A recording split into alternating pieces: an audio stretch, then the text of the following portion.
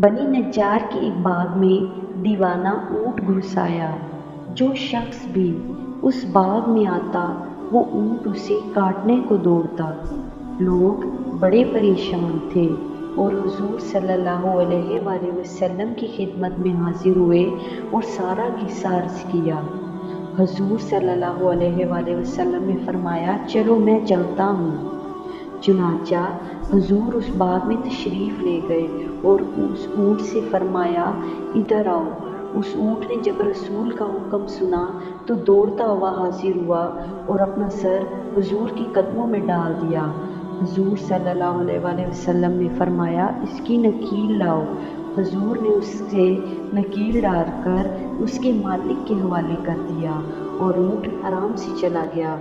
حضور نے پھر صحابہ کرام سے فرمایا، کافروں کے سوا مجھے زمین و آسمان والے سب جانتے ہیں کہ میں اللہ کا رسول ہوں۔